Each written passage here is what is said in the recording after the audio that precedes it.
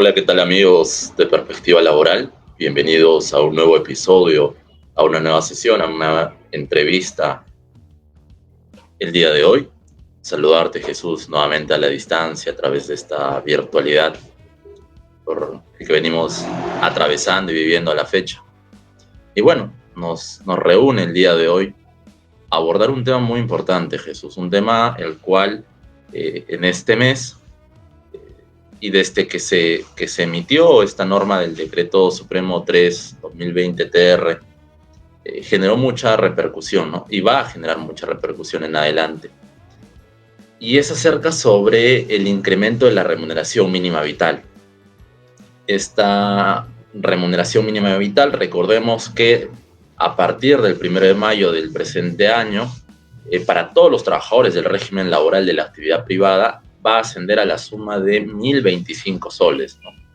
Y sin lugar a dudas, este incremento pues tiene repercusiones en diversos ámbitos, ¿no? No solamente en los trabajadores de la actividad privada, sino en los distintos regímenes laborales en los cuales está sometido, tiene como base o fijación el tema de la remuneración mínima vital, ¿no?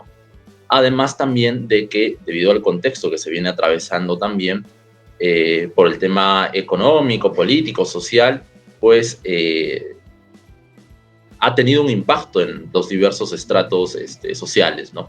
Acerca del mismo. Si bien para algunos ha sido una medida populista, una medida, al menos como se ha dado, como se ha emitido en el contexto que se dio, pues pareció ser una suerte de salvavidas a la situación política que se atravesaba, ¿no?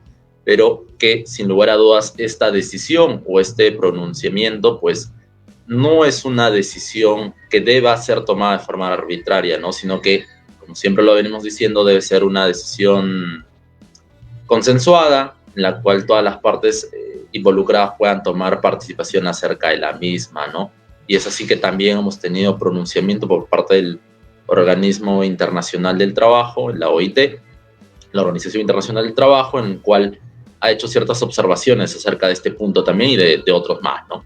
Así que el día de hoy hablaremos de eso, hablaremos y desarrollaremos más con nuestro invitado acerca de remuneración, ¿no? Porque, como siempre decimos, este programa, esta sesión, pues busca difundir el conocimiento y hacerlo más práctico, ¿no? Entendible. Entonces, entenderemos, comprenderemos qué entendemos por remuneración, por qué se tiene ese concepto de remuneración mínima vital y las incidencias o los impactos que tiene, ¿no?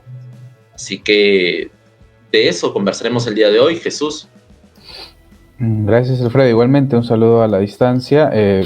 Claro, este tema del incremento, las implicancias laborales que tiene este incremento, cobra justo mayor relevancia en estos días, ¿no? De fin de mes, cuando existe pues una remuneración por depositar, por cobrar. Entonces, aquellos que venían percibiendo el mínimo, que era 930, se preguntan, ¿no? ¿Qué es ahora? ¿Cuánto me depositarán o cuánto me deben depositar en todo caso? Igualmente repasaremos lo que bien dices, ha sido de tal impacto que ha llegado a instancias internacionales, ¿no? Y de eso nos va más o menos a hablar, porque en estos temas, de alguna manera, lo político siempre está impregnado, ¿no? Bueno, y para el tema del día de hoy tenemos a Alejandro Navarrete Maldonado, al doctor Alejandro Navarrete. Bienvenido, doctor, ¿cómo está? ¿Cómo están? ¿Qué tal? Muy buenos días. ¿Cómo estás, Alfredo? ¿Cómo está Jesús? Doctor, bueno, primero agradecer su presencia, entendiendo que la agenda siempre es apretada en estos ámbitos del derecho, de los especialistas, con los casos, los juzgados, la virtualidad ahora. Entonces agradecemos. Y más allá de la semblanza que conocerán y que conocen pues los invitados a través del flyer que se ha venido difundiendo, nosotros, como es costumbre en perspectiva, quisiéramos saber desde su punto de vista cómo se describe, quién es Alejandro Navarrete para nuestros asistentes virtuales. Bueno, muchas gracias. Primero, agradecer por la invitación y también a cada uno de los participantes, los que pueden ver este video y estar con nosotros. Bueno, ¿cómo me describo? En primer término, soy un abogado especialista en derecho laboral, ¿no? Yo soy fundador y lidero del estudio Navarrete Maldonado Abogados, una boutique especializada en esa materia. Creo que mi experiencia, sobre todo, actualmente se vincula con la asesoría y la consultoría en materia laboral específicamente, y también he tenido especialidad llevando procesos judiciales masivos, ¿no?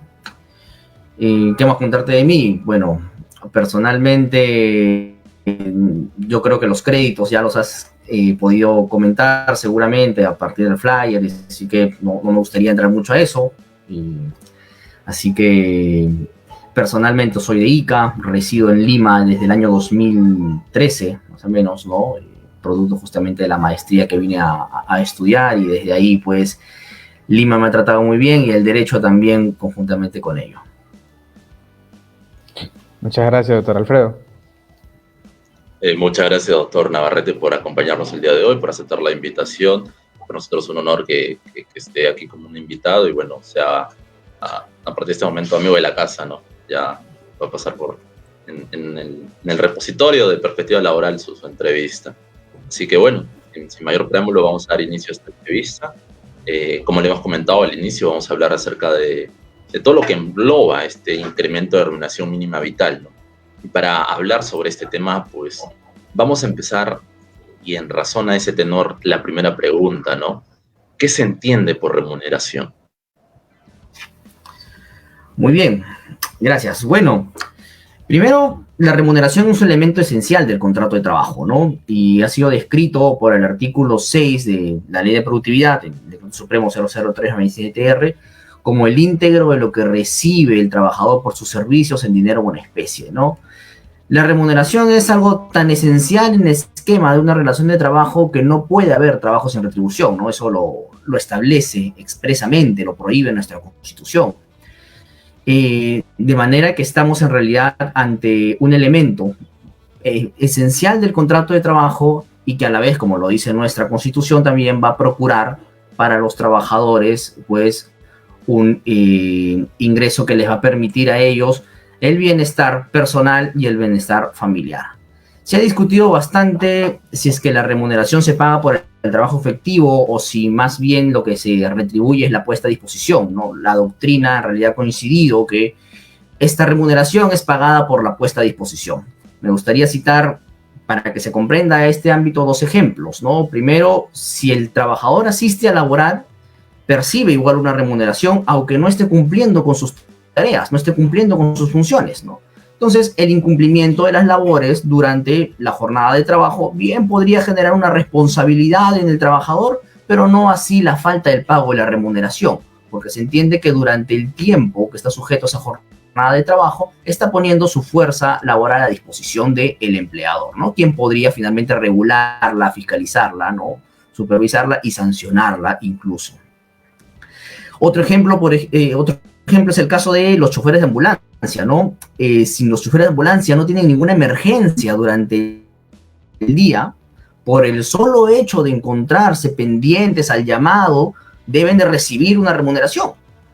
Entonces, ahí se puede evidenciar en realidad que no hay una prestación efectiva porque no están manejando la ambulancia, sí van a recibir una remuneración por el hecho de estar atentos a ese llamado, ¿no?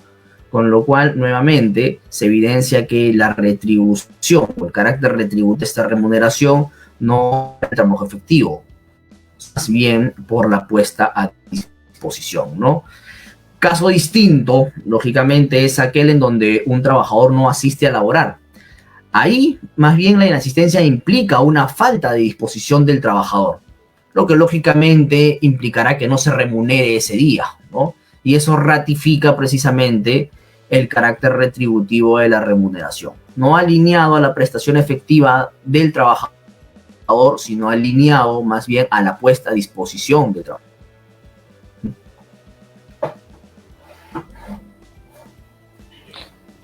Gracias, doctor. Y bajo esa línea, bajo ese, justo lo que comentaba, que, bueno, lo que significa remuneración, algunos se preguntan, ¿no? Bueno, yo tengo en mi boleta bastantes conceptos, pero todos serán remunerativos, y en ese sentido, ¿qué constituye un concepto remunerativo y cuáles no? ¿Cómo diferenciarlos, doctor?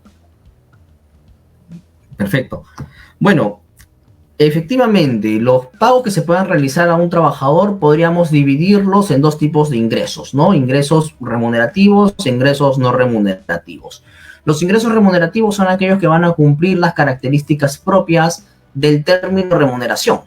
La remuneración tiene 4 características que es importante tenerlas en consideración. Primero, su carácter retributivo, lo que veníamos conversando, ¿no? Que va a retribuir la puesta a disposición del trabajador a favor del empleador. Una libertad de forma, porque puede ser pagada también en dinero o en especie. También, y esto es muy esencial, una característica propia de la remuneración es la libertad de disposición, porque el trabajador es quien al final va a destinar el concepto que percibe con ingreso para lo que mejor él considere, ¿no? A su mejor parecer, a su mejor beneficio, a sus intereses, ¿no? Sin ataduras, sin vinculaciones, ¿no? Sin directrices de cómo gastarlo de parte del empleador. Y también, como consecuencia de esto, es un incremento patrimonial, porque al final de cuentas, a través de esa remuneración, de ese ingreso, se va a generar pues un ingreso material, o también podría materializarse a través de la modalidad de ahorro, ¿no? Ciertamente una remuneración podría ser pagada directamente al trabajador y consecuentemente entonces generar este ingreso material, o convenir con el trabajador un determinado destino o una determinada forma de pago, ¿no? Por ejemplo, convenir con el trabajador que se le va a pagar, imaginemos, la mensualidad del gimnasio porque el trabajador lo ha querido así. Bueno, eso es una modalidad de ahorro que también constituye remuneración, ¿no? Y constituye un incremento patrimonial, consecuentemente. Lo relevante, entonces, para determinar si un ingreso propiamente es remunerativo, es identificar si cumple con estos elementos, ¿no? Ahora, los elementos o los conceptos no remunerativos, lógicamente, de forma antagónica, lo dicho, no cumplen con estas características. Para identificarlos, el artículo 19 del tubo de la CTS, que es el Decreto Supremo 00197-TR, ha contemplado diversas excepciones de forma taxativas, ¿no? En donde uno podrá evidenciar qué conceptos son no remunerativos entre condiciones de trabajo o entre facilidades otorgadas también a los trabajadores, ¿no? Cada una también con sus propias condiciones singulares para su otorgamiento. Y aquí me gustaría citar 2 ejemplos también, ¿no? Que son típicos en realidad en las formas de pago de planillas, ¿no? Primero, el caso de las condiciones de trabajo, ¿no? Que son abonadas para el cabal cumplimiento de las funciones del trabajador. Evidentemente, si se están pagando condiciones de trabajo como consecuencia de la relación laboral o de las funciones que va a ejecutar el trabajador, entonces estas no son de libre disposición y no generan, por lo tanto, un incremento patrimonial, porque están siendo abonadas para que el trabajador las pueda gastar en el cumplimiento de sus funciones, ¿no? Tal es el caso, por ejemplo, de la movilidad como condición de trabajo, en donde yo le pago a un trabajador a efectos de que él pueda de repente gastarlo visitando a diversos clientes, ¿no? O haciendo visitas de campo a terceros, ¿sí? Pero será difícil sustentar más bien una condición de trabajo para una secretaria que solo va a permanecer en la oficina, ¿no? Entonces, la condición de trabajo como concepto no remunerativo para su validez, es preciso evaluar también las funciones que ejecuta el trabajador o la trabajadora. Otro ejemplo, y que es típico también en los pagos de planillas, es el concepto de transporte o movilidad supeditada a asistencia, ¿no? Este requisito, o mejor dicho, primero, este concepto no propiamente es una condición de trabajo, este concepto es una facilidad al trabajador, ¿no? Es una facilidad al trabajador donde el empleador decide finalmente asumir el costo del traslado del trabajador, que va a destinar su movilidad desde su casa hacia la oficina, ¿no? Entonces, el concepto principalmente que nos establece el literal E del artículo 19 antes citado, involucra tomar en cuenta 2 consideraciones, ¿no? Que el monto pagado sea razonable, que cubra el traslado del trabajador desde su casa al lugar de trabajo, y que se pague también de forma efectiva por los días de asistencia. Así, si es que se le paga este concepto, por ejemplo, durante las vacaciones, no va a cumplir con el último criterio, ¿no? Porque no va a estar supeditado a la asistencia. Además, también este concepto debe entenderse que no es remuneración propiamente si se cumple con los requisitos antes mencionados, porque no sería de libre disposición, ya que lo va a utilizar concretamente para el traslado, ¿no? Entonces, como vemos, nuestra propia legislación, este artículo 19 de todo de la CTS, reconoció diversos conceptos no remunerativos, cada uno con sus propias características, con sus propias condiciones, pero que específicamente no serán constitutivos de la remuneración, no serán considerados como remuneración, atendiendo a que no cumplen con las características propias de la remuneración, especialmente los aspectos vinculados a la libre disposición y al incremento patrimonial. Si, por ejemplo, una movilidad supeditada a asistencia que le es pagada mensualmente al trabajador no cumple con los índices de razonabilidad, el estándar de razonabilidad, o no cumple con esta condición de que esté sujeto a la asistencia, se entendería que es un incremento patrimonial, ¿no? Porque no tiene sustento en sí para la ejecución de su pago. Y por lo tanto, entonces sí constituiría remuneración. Ese es el análisis que deberá de practicarse, tanto desde la parte trabajadora, en donde deberá de verificar por qué razón se le está pagando el concepto supuestamente no remunerativo, y desde la parte empleadora, a efectos de poder identificar de que sus políticas de remuneraciones y sus formas de pago estén alineadas a los conceptos establecidos en la norma.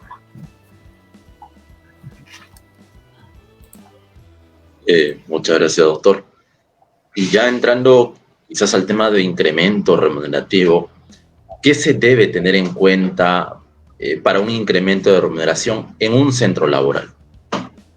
¿Cuáles son los factores? ¿Qué se debe analizar para subir una remuneración?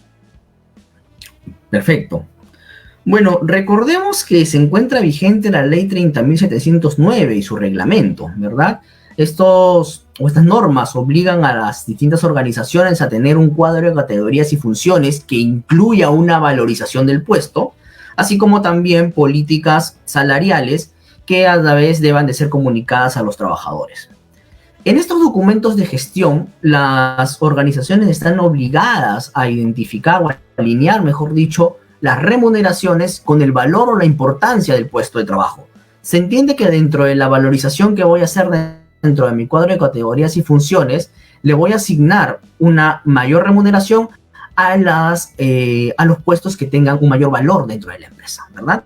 A mayor valor, mayor remuneración; a menor valor, menor remuneración, ¿no? A eso es lo que te orientan estas normas, tanto la Ley 30.709 como su reglamento.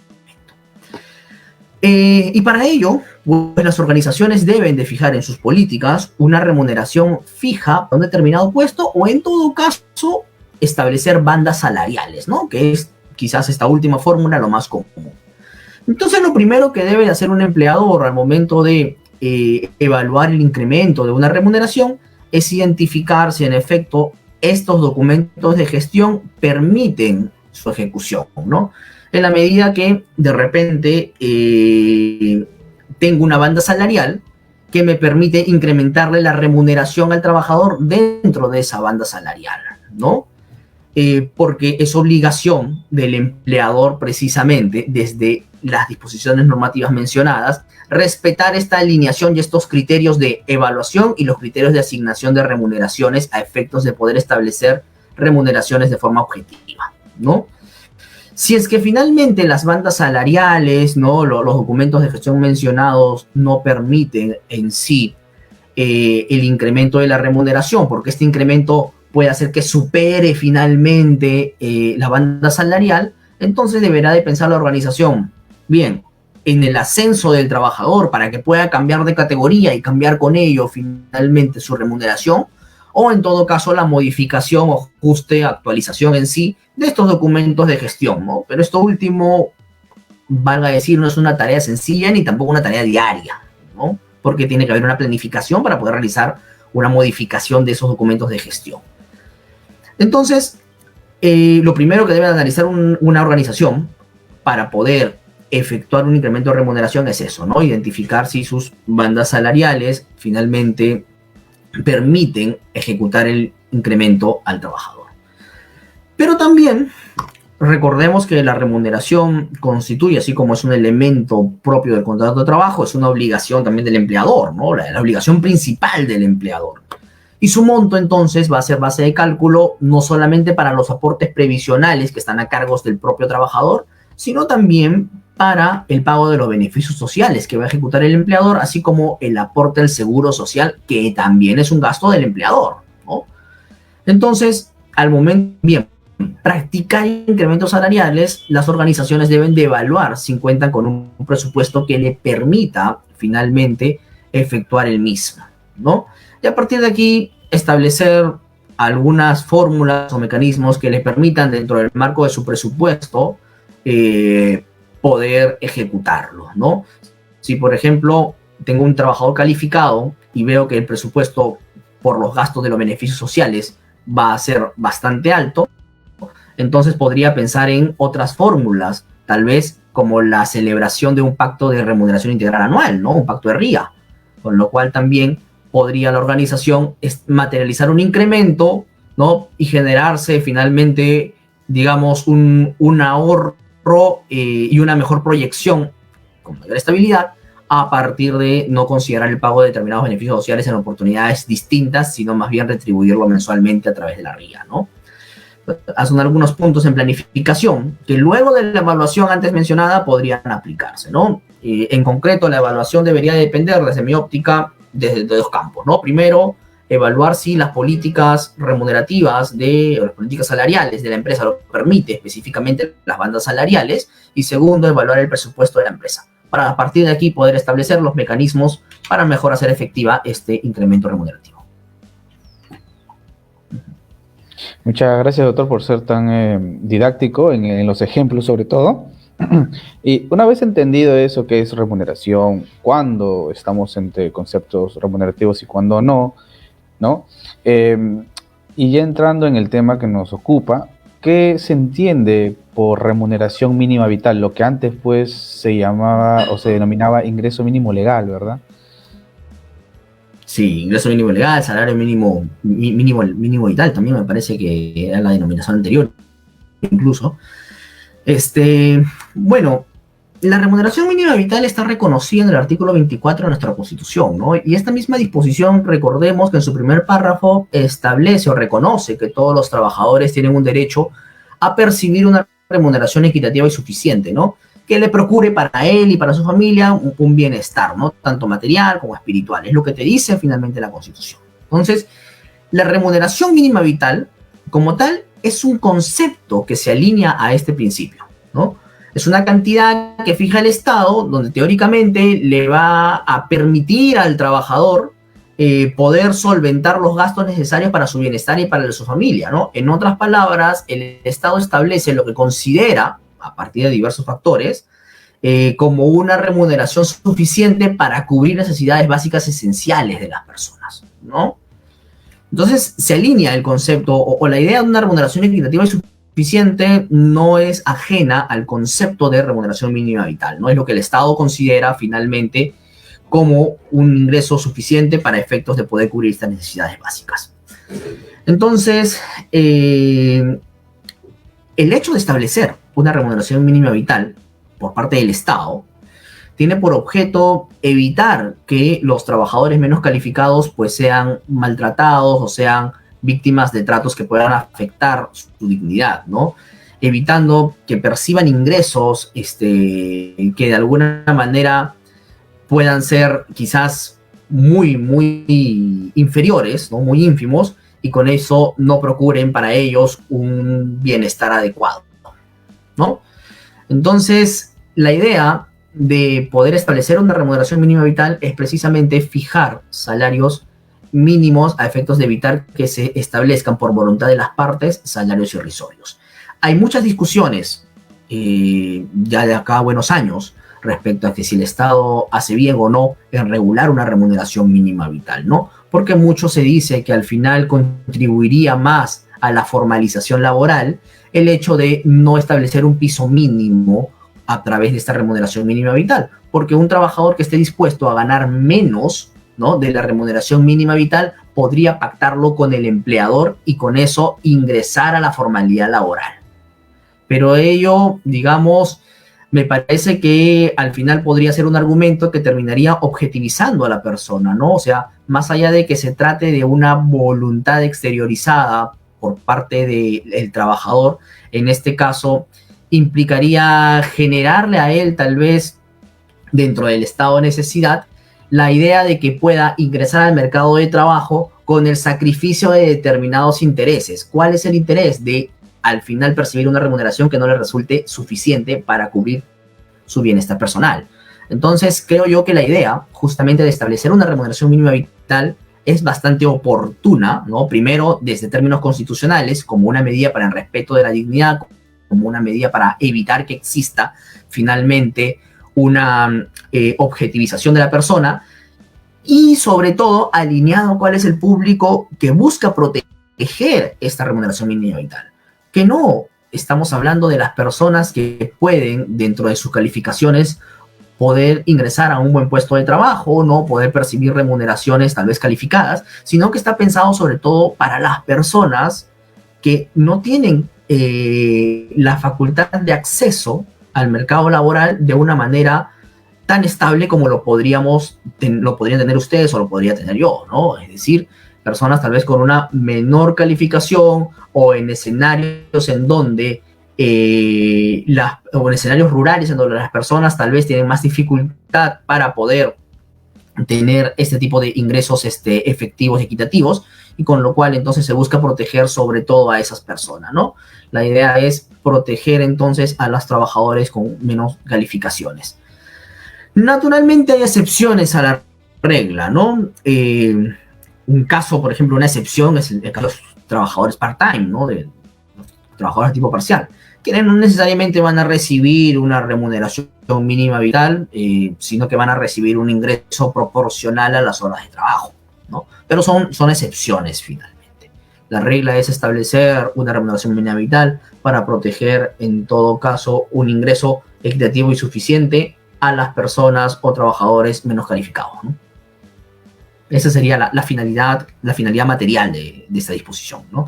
O mejor dicho, en términos de filosofía del derecho, la razón subyacente de este principio reconocido en el artículo 24. Gracias, doctor. Y pasando ya a lo que venimos anunciando desde el inicio de la entrevista, este incremento, este aumento de la remuneración mínima vital que ha entrado en vigencia en este mes, ¿qué impacto ha ocasionado este aumento de la remuneración mínima vital en 1.025 soles? ¿Cuáles son los efectos directos, indirectos que ha ocasionado? De acuerdo, bueno. Particularmente hasta ahora, digamos que ha causado sobre todo preocupaciones, ¿no? Pero efectos materiales, digamos que es algo que vamos a ver todavía a mediano plazo.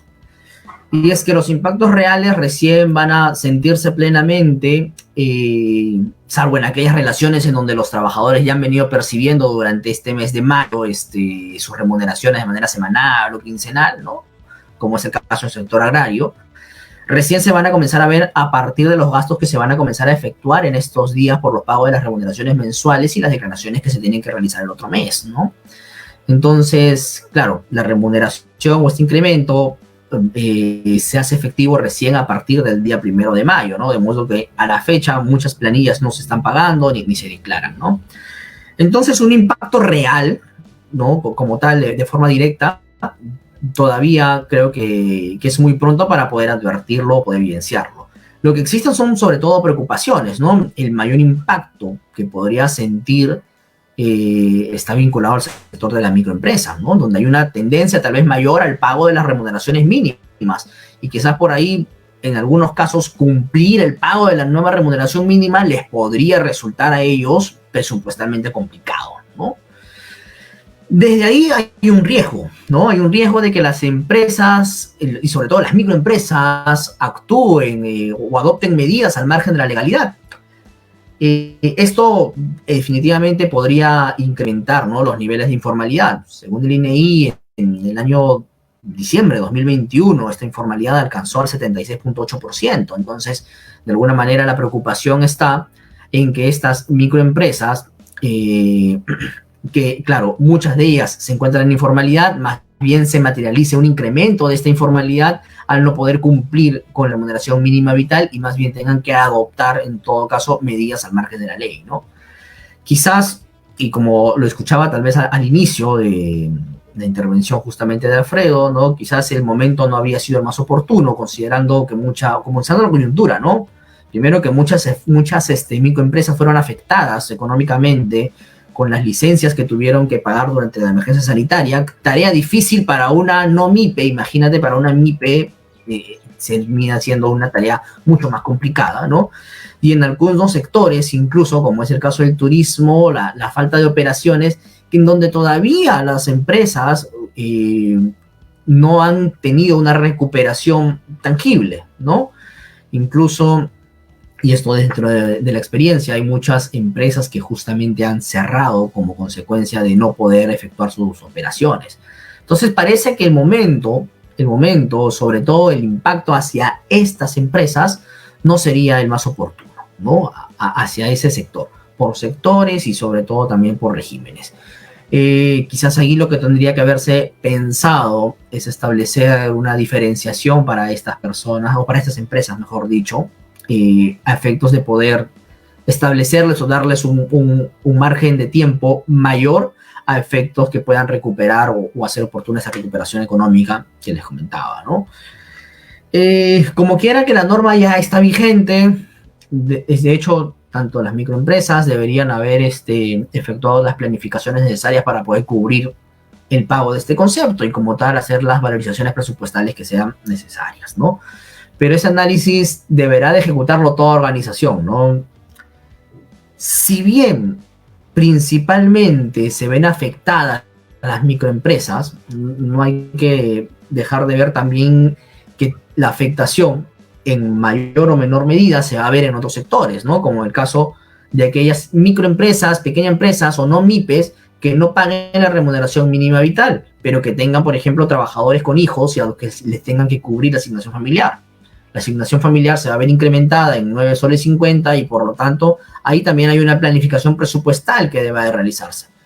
Si de repente las personas que se encuentran dentro de este supuesto no son muchas, el impacto será menor, ¿no? Y quizás estos riesgos de informalidad al final no se lleguen a materializar.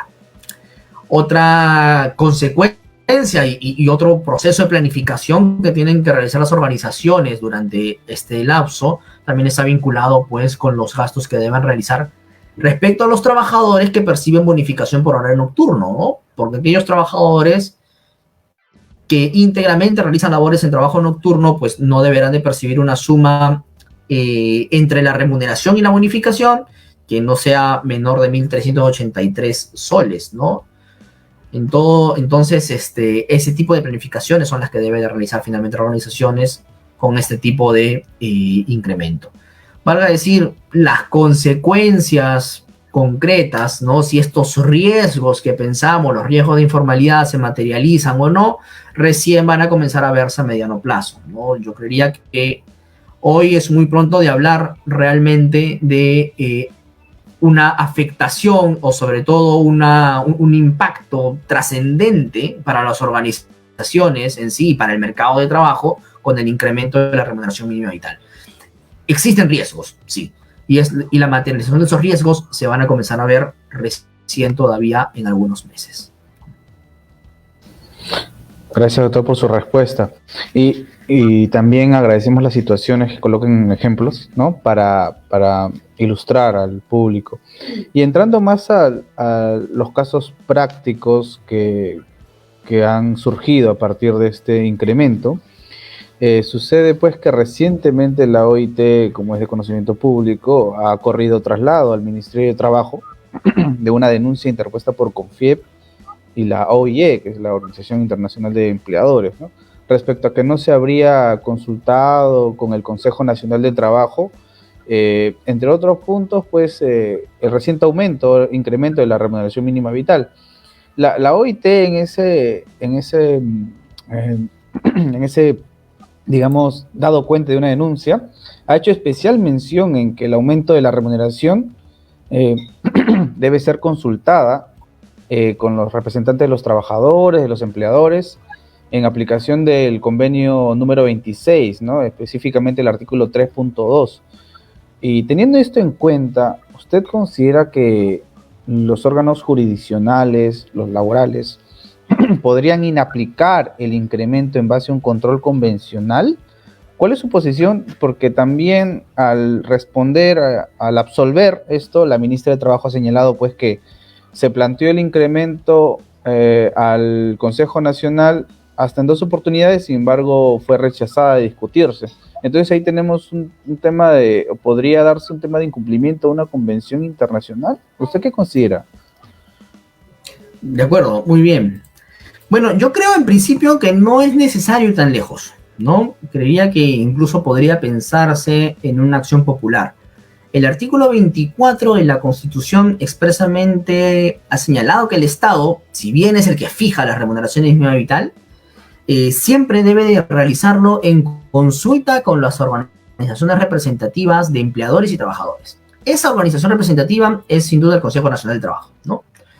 De modo entonces que si no se cumplió con hacer las consultas respectivas, entonces habría una contravención incluso a este artículo 24, en donde evidentemente podría declararse finalmente la inconstitucionalidad de este decreto supremo, ¿no? Entonces, por ese lado, me parece que habría una vía de cuestionamiento. Siempre que, en todo caso, el Estado no pueda acreditar que sujetó a la opinión del Consejo Nacional de Trabajo este incremento, ¿no? La propuesta de este incremento. Y esto a la vez podría de alguna manera permitir que los órganos jurisdiccionales, incluso en un control difuso, ¿no? Puedan preferir la aplicación en todo caso del artículo 24 de la Constitución por sobre este decreto supremo para buscar una aplicación en casos concretos. Pero digamos que concretamente lo que tendría que evaluarse es si el Ministerio de Trabajo, antes de disponer o sacar este decreto supremo, realizó las consultas de manera efectiva, ¿no? Cursó las comunicaciones para discutir estos aspectos ante el Consejo Nacional de Trabajo. Si es que no lo hizo, ¿no? Si es que hay omisión a ese procedimiento como tal, entonces, pues sí habría un atisbo de inconstitucionalidad ahí que podría ser bien establecido, ¿no? Y dicho sea de paso, con ello también pues la contravención al convenio que mencionas, ¿no?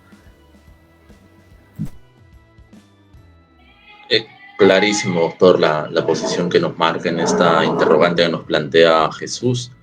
Y quizás yendo a otra interrogante de los propios trabajadores, ¿no? Que también es parte del público de perspectiva, surge esta interrogante, ¿no? Ante el incremento de la remuneración mínima vital, obliga al empleador a incrementar el sueldo de los trabajadores que ganen por encima del mínimo, es decir, aquellos trabajadores que percibían hasta antes del incremento 1.100, 1.200, ante este incremento de la remuneración, ¿se está obligado el empleador a incrementar esas remuneraciones o cuáles, o qué se debe tomar o qué sucede, ¿no? En estos casos? De acuerdo. Bueno, previamente quisiera también complementarte la respuesta a la pregunta anterior en relación específicamente al convenio de la OIT. Lo que pasa aquí también es de que te decía de que bastará que el Ministerio de Trabajo acredite haber comunicado la intención de discutir esto en el Comité Nacional de Trabajo, el Consejo Nacional de Trabajo, porque precisamente el convenio de la OIT, una de las cosas que te delinea es que el Estado tiene que efectuar esas consultas y que al final son los empleadores y trabajadores que estén interesados, ojo, los que tengan que participar activamente en la fórmula legislativa que finalmente se implemente, ¿no? Y en este caso, si hubo un rechazo del Consejo Nacional de Trabajo, se entendería pues que las partes que lo integran, de alguna forma, no han tenido este interés, que es una condición necesaria para garantizar su participación en la formulación de la norma. Entonces, por ese lado, lo importante, lo relevante aquí va a ser determinar si el Ministerio de Trabajo hizo efectiva o no la comunicación al Consejo Nacional de Trabajo, tanto para verificar si respetó lo que nuestra propia Constitución dice, artículo 24, o lo que dice el convenio también de la OIT, ¿no? Simplemente para complementarlo. En relación a tu pregunta, técnicamente no deben de incrementarse el sueldo de la remuneración mínima de los trabajadores, el sueldo de los trabajadores por este incremento de la remuneración mínima, ¿no? El impacto en sí se va a ver a partir de la asignación familiar, que materialmente le va a generar a ellos un incremento en sus ingresos, ¿no? Algo ciertamente que también es importante tener en cuenta es que incluso en el propio Estado actualmente hay un incremento, hay una discusión respecto a la fórmula que podría aplicarse con ocasión de estos incrementos remunerativos que podrían generarse como consecuencia de la norma que regula el incremento de la remuneración mínima vital, ¿no? Por ejemplo, ayer, si mal no recuerdo, justamente la Gerencia de Políticas del Servicio Civil emitió un informe en donde precisó pues que este incremento de la remuneración mínima vital no permitiría que se modifiquen los contratos administrativos de servicio ni las remuneraciones en el Estado, ¿no? Porque habrían limitaciones como consecuencia de las normas presupuestales. Desde esa perspectiva, incluso, estaría impidiendo que las propias entidades públicas puedan incrementar las remuneraciones, incluso aquellos que están ganando a la fecha una remuneración mínima vital de 9.30, ¿no? Entonces, en el Estado la discusión incluso es mayor.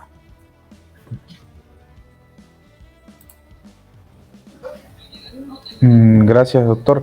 Bueno, y también otra consulta que se suele hacer es, ¿qué puede hacer un trabajador, ¿no? Que su contrato se estableció, que su sueldo o su remuneración iba a ser el sueldo mínimo, o solo se fijó el monto de 930, el contrato sigue vigente.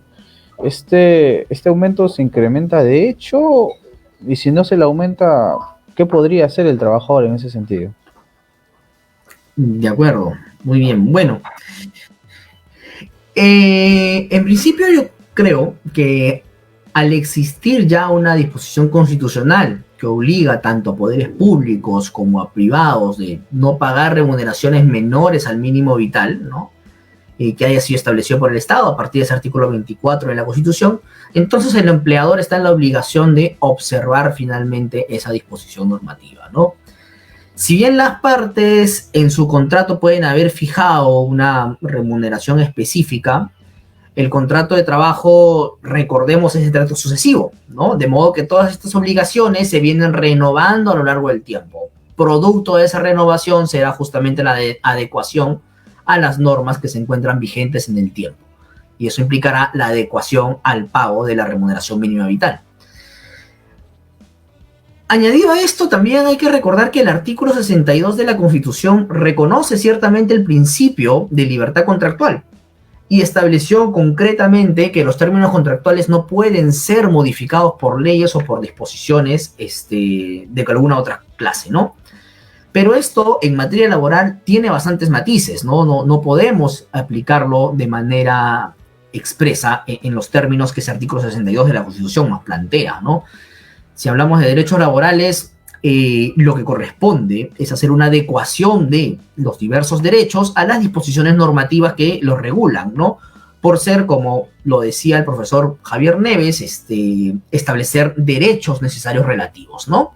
Y por lo tanto funcionan como una suerte de limitación a la autonomía privada para ambas partes, para el trabajador y para el empleador, ¿no?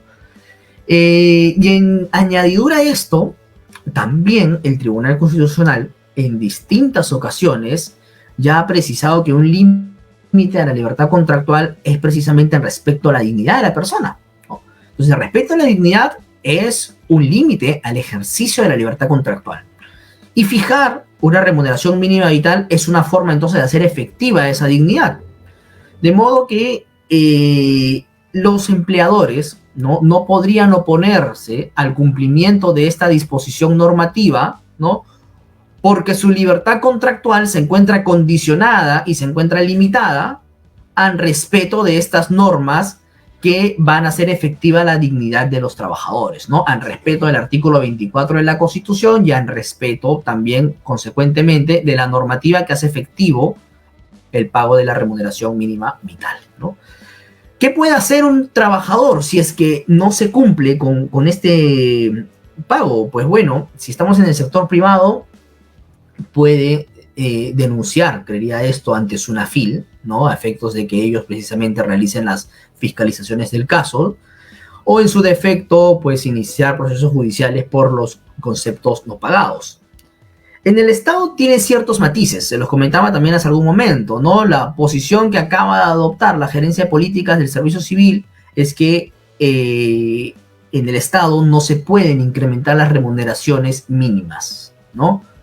Porque existen normas presupuestales que lo limitan. Entonces, si yo hoy día tengo, por ejemplo, un contrato administrativo de servicios que es de 930 soles, ¿no? No podría incrementarse la remuneración a los 1025 soles que establece la nueva normativa, porque existirían estas restricciones presupuestales. Eso, al ser la posición que finalmente el órgano rector del servicio civil es lo que ha establecido, es un poco complicado para los trabajadores del sector público que puedan, digamos, obtener, por lo menos en una vía directa o en una vía administrativa, alguna suerte de regularización o incremento del pago de esa remuneración mínima. ¿Por qué? Porque al final el mecanismo para poder realizar las supervisiones se encuentra a cargo de la gerencia de supervisión del servicio civil, ¿no? Que es la gerencia que pertenece finalmente a Servir.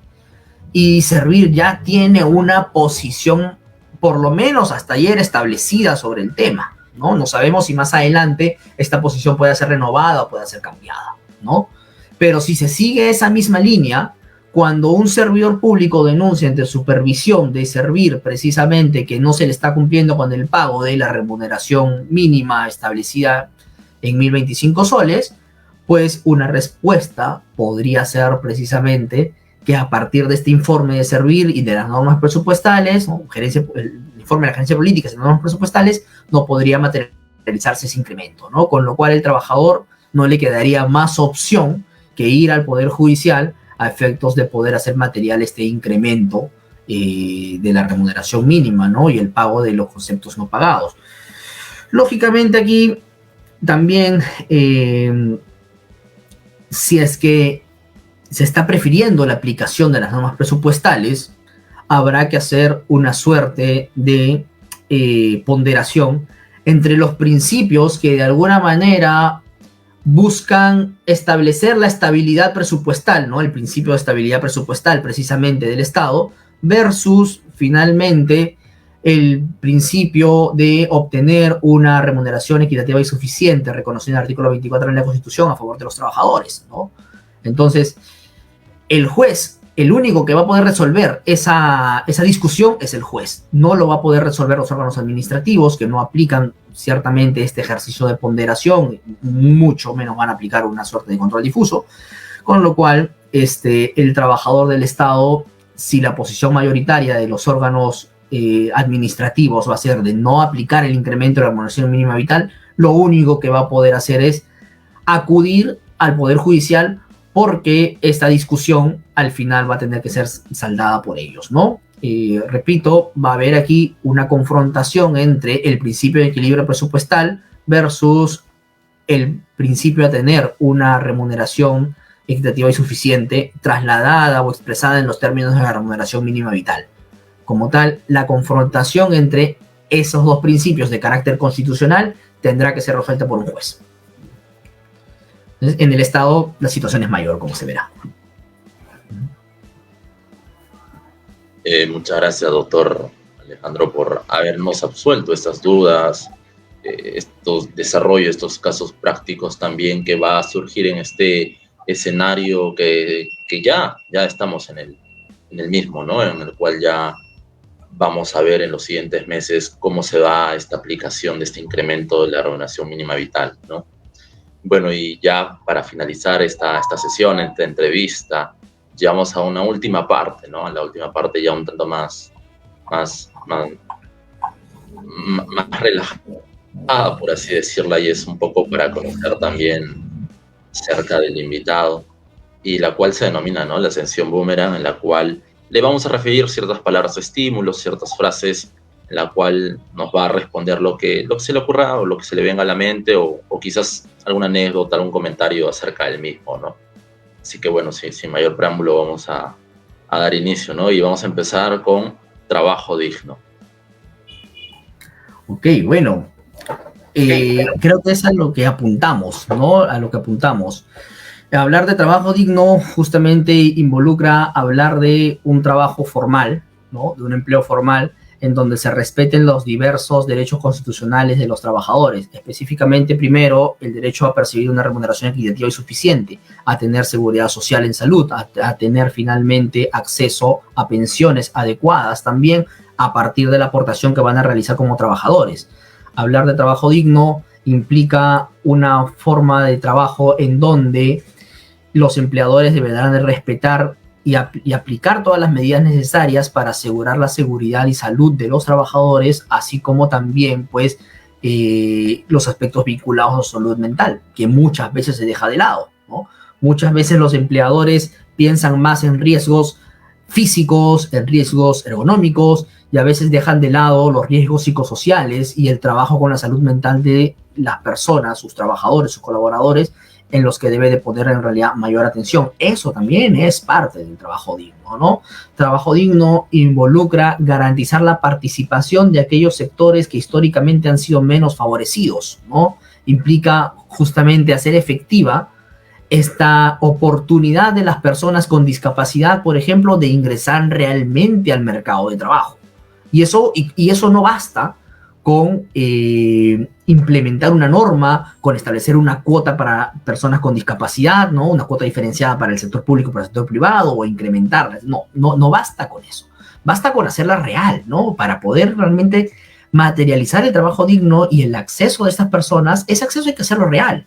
Y eso solamente podrá hacerse a través de las exigencias, no solamente normativas, sino a través de las fiscalizaciones que puedan ejecutar, pues, los diversos órganos u operadores en este campo, ¿no? Específicamente, SUNAFIL en el sector privado, SERVIR en el sector público, ¿no? Hablar de trabajo digno también involucra hablar de trabajo igualitario, ¿no? Involucra hablar de una igualdad entre hombres y mujeres, entre respetar finalmente la misma identidad de salario, las mismas responsabilidades, ¿no? Y también establecer dentro de ese concepto de igualdad, ¿no?, las protecciones adecuadas para que la diferencia de género no sea, en todo caso, una medida para afectar a quizás las mujeres, ¿no?, que históricamente no han sido beneficiadas o han sido más perjudicadas en la forma de acceso al empleo.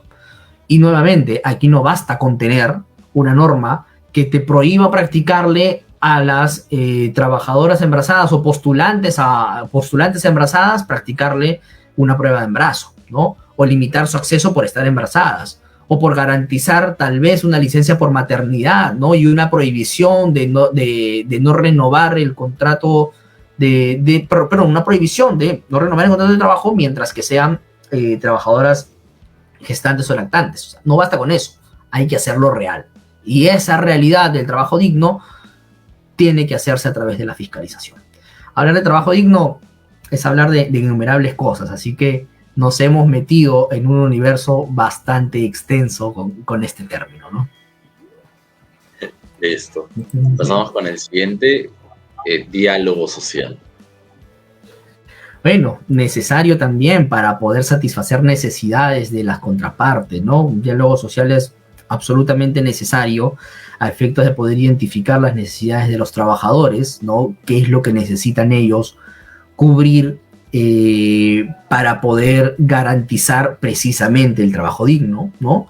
Y qué es lo que necesitan los empleadores para funcionar realmente como actores activos y herramientas útiles a efectos de poder hacer efectivo ese trabajo digno, ¿no?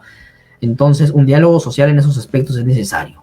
La materialización de una remuneración mínima vital como incremento es también, o debería ser parte del diálogo social. Los cambios que van a generar o que podrían generar un riesgo económico también tienen que ser producto del diálogo social, ¿no? Por ejemplo, las limitaciones de la tercerización, ¿no? Si es que ahora que se han hecho efectivas una nueva forma de poder interpretar el campo de la tercerización, ¿no? Debió también haber sido producto del diálogo social, porque las implicancias en este caso son mayoritarias. Entonces, desde esa perspectiva hay que darle mayor cabida al diálogo social, mayor participación ciudadana. Me parece bien que ahora que el Código de Trabajo se encuentra en proyecto haya permitido la participación ciudadana. La idea es de que esa participación ciudadana realmente sea efectiva, que el ciudadano se preocupe por realmente presentar sus propuestas y que realmente los órganos encargados de recibirla las adopten o por lo menos las evalúen, ¿no? Y llevar a la participación del Consejo Nacional de Trabajo a partir de una mayor participación de ¿no? En los distintos campos en los que puedan verse involucrados los intereses de las partes. Estupendo. Y bueno, vamos con la siguiente palabra, que es laboralista. Perfecto. Bueno, no tenemos que olvidar que todas las personas que estudiamos Derecho del Trabajo, ¿no? y que nos decimos en sí laboralistas, nos debemos también a un fin, a un elemento común, ¿no? Que es mantener la coexistencia de relaciones laborales estables sin afectar a los trabajadores. ¿Por qué razón? Porque la esencia del derecho del trabajo es la tutela del trabajador. No puede existir laboralista que se diga a sí mismo laboralista y que no tenga como premisa que lo importante en el derecho del trabajo es proteger al trabajador, es tutelar sus intereses, ¿no? Entonces sabemos laboralistas que tal vez brindamos consultorías a organizaciones, a empresas, ¿no? Pero eso no tiene que ser, digamos, una excusa para dejar de pensar en los intereses o los derechos de los trabajadores. No es laboralista aquel que asesora a una empresa y recomienda cuestiones que van a perjudicar los derechos de los trabajadores. Las relaciones laborales se tienen que manejar dentro del marco de la ley, estés con uno u otra parte, ¿no? Que elabores o implementes estrategias finalmente para poder alinear esos intereses, ¿no? Es algo perfectamente loable, pero no así la idea de perjudicar o generarle perjuicio a los trabajadores, ¿no? Como parte de tu acción. Si haces eso, recomiendas eso, no eres laboralista, ¿no? Yo no me imagino en realidad proponiendo el despido de una trabajadora embarazada por el solo hecho de estar embarazada. No me imagino en ese escenario, ¿no? Y creo que eso debemos de tenerlo bastante presente los laboralistas, y especialmente aquellos que asesoramos empresas, ¿no? En su mayoría. Estupendo, doctor, una acertada reflexión también que nos da. Bueno, entrando quizás a un tema ya más personal, el estudio al cual dirige, Navarrete Maldonado. Bueno, somos una boutique laboral en crecimiento. Hemos aperturado en el año 2019 como parte de una aventura que surgió un par de años antes, donde me dedicaba sobre todo a la asesoría independiente, ¿no? Asesoría precisamente como abogado autónomo. El estudio se formó en el año 2019, se encuentra liderado por mi persona. Yo intento que los abogados que forman parte del estudio compartan mis valores, ¿no? Y ha sido una buena recepción por parte del mercado, donde los clientes también comparten y se alinean con estos valores, ¿no? Saben los clientes que de alguna manera vamos a poder hacer lo mejor que esté en nuestras manos a efectos de poder brindarles una asesoría adecuada, ¿no? Una asesoría en el marco de la legalidad, en el marco de la Constitución y sobre todo estratégica, pero una asesoría sobre todo basada en valores, ¿no? Como los que antes he comentado. Hemos tenido un crecimiento relevante desde nuestro nacimiento hasta el día de hoy, muy agradecido en realidad por todas las personas que forman parte del grupo. Cuando hablas del estudio de Navarrete Maldonado, me acuerdo de los nombres de los abogados que han estado antes o de los abogados que están ahora, ¿no? De Carolina Mendieta, de Yajaira Massa, de Ingrid Albino, me acuerdo de Martín Bravo, que es nuestra incorporación, me acuerdo también de nuestras especialistas en MKT, ¿no? Daniela Marquina, ¿no? Profundamente agradecidos por todos el soporte que tengo de parte de este equipo de trabajo humano que es bastante comprometido. Y también bastante agradecido por la recepción del mercado especialmente de los clientes que consideramos en realidad unos aliados, por haber realmente abierto las puertas y poder haber tenido la confianza de compartir sus intereses y cubrir sus necesidades con nosotros, ¿no? Nosotros, y sobre todo, lo que buscamos es darle una asesoría personalizada a cada uno de nuestros clientes, ¿no? Nosotros estamos al costado de nuestro cliente en cada una de las decisiones que tome. Somos sus abogados de cabecera. Eso es lo que buscamos, ese nivel de compromiso con cada uno de los que apuestan por nosotros, ¿no? De los que buscan que nosotros seamos precisamente ese emblema especial para la organización y para su organización. Y bueno, agradecido en realidad por esas oportunidades que nos da la vida. Estupendo, Esteban Navarrete Maldonado. Y como última frase estímulo, pues comentarnos su libro favorito, doctor. Bueno, qué decirte, ¿no? Creo que libros favoritos tengo varios libros en mente, ¿no? No podría decirte o calificarte algún libro favorito. Si hablamos de literatura, podría decirte Los Miserables, ¿no? Los Miserables de Víctor Hugo. Me parece que es un libro bastante potente a nivel social, ¿no? Por las cuestiones que se discuten ahí. Me acuerdo que la primera vez que leí ese libro fue a los 11 años, y poco a poco, mientras vas creciendo y comienzas a releerlo, te das cuenta de cosas que en un inicio tal vez no habías vivido, y por lo tanto no tenías la conciencia de la importancia de los diversos pasajes que se daban en esa oportunidad, ¿no? Un libro que me habla de igualdad, que me habla de estigmatización, ¿no? Que me habla de desencuentros sociales, ¿no? De sacrificios. Entonces, para mí, la obra de Víctor Hugo, Los Miserables, es un libro muy, muy completo. Si hablamos de derecho, tal vez uno de los libros que en sí me ayudó a cambiar mi perspectiva de derecho fueron Las Razones de Derecho de Manuel Atienza, ¿no? Es un libro que me ayudó bastante. Y si hablamos de derecho probatorio, que es en lo que estoy inmerso actualmente con mayor medida, podría hablar de esta fabulosa obra, La Prueba, ¿no? de Michele Tarufo. Y bueno, también hay un libro de Twining muy, muy bueno, Razonamiento Probatorio se llama, que actualmente me ha envuelto, ¿no? Me ha envuelto. Entonces, una muestra de eso, ¿no? Listo, doctor Navarrete. Bueno, gracias, agradecerle por su participación el día de hoy y bueno, con estas reflexiones que nos deja al final, ¿no? Que de hecho también cuán importante es la lectura, el desarrollo del mismo, ¿no? No solamente en el campo de lo jurídico, sino también en el campo de la literatura, y pues siempre la lectura va a ser muy importante en el desarrollo de la persona y también en la mejora de como sociedad, ¿no? Jesús. Sí, bueno, agradecemos nuevamente al doctor Navarrete por su disposición. Hemos llegado al final de esta edición. Agradecemos también a nuestro público por su presencia virtual.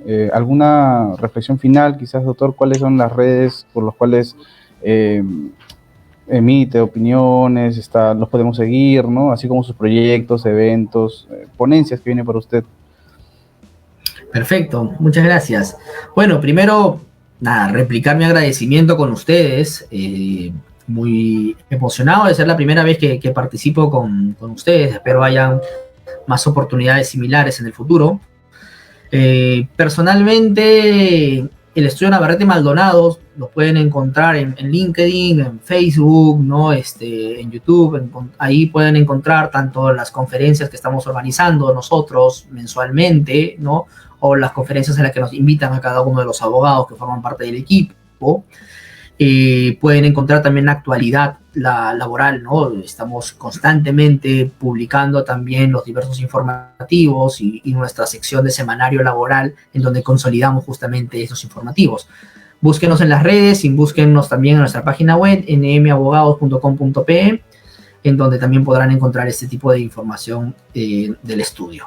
Mensualmente estamos realizando también diversos webinars. El día jueves último organizamos uno vinculado a la jornada de trabajo, ¿no? El mes pasado fue uno relacionado a contratos de trabajo. Se vienen más sorpresas para los próximos meses, ¿no? Estamos organizando un webinar por mes completamente gratuito que puedan registrarse desde nuestras redes. Así que también esperamos que el público de Perspectiva Laboral nos pueda acompañar en esas, participando en esos eventos, ¿no? Muchas gracias, doctor, por esas palabras. Invitamos también a nuestros seguidores a que puedan sumarse, a seguir al doctor Navarrete, a las redes sociales del estudio. Y bueno, agradecidos con su participación, y para nosotros es un honor que haya estado aquí con nosotros en este espacio virtual.